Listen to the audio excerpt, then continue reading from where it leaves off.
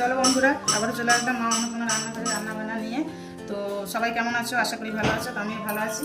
তো আজকে বানাবো ধোসা। তো ধোসার জন্য কালকে রাতে ডাল আর চাল ভিজিয়ে রেখেছিলাম, তো এটা বেটে নিয়েছি।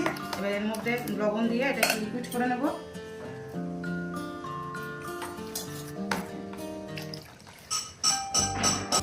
তো এটা এইভাবে হবে। ধোসার জন্য চাটনি বানাবো। তো চাটনির জন্য নারকেল, কাঁচা লঙ্কা, আদা কেটে রেখেছি। আমি এটা নিরামিষ বানাবো, তো আপনারা চাইলে রসুনও দিতে পারেন। আর এখানে রেখেছি তেঁতুল আর এই যে বাদাম। তো এটা মিক্সারের মধ্যে দিয়ে ব্লেন্ড করে নেব।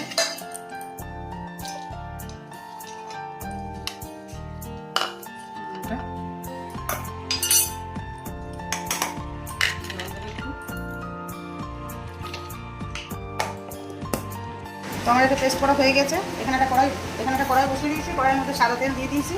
তো ফোড়নের জন্য দিয়ে দেবো একটা শুকনো লঙ্কা আর সর্ষে, দিয়ে দেবো কারি পাতা।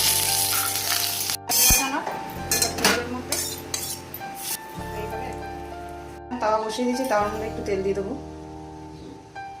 তেলটা মুছে নেব।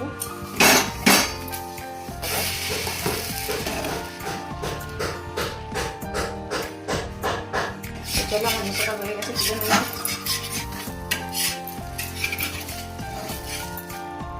তো আবারও একটা দিয়ে দেখিয়ে দেবো।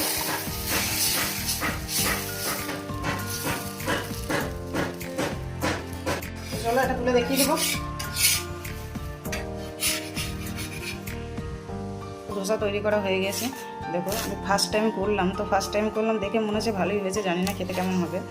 তো দেখো, আর এদিকে চাটনি হয়ে গেছে, নারকেলের চাটনিটা। তো চলো, আবার দেখা হচ্ছে কালকে।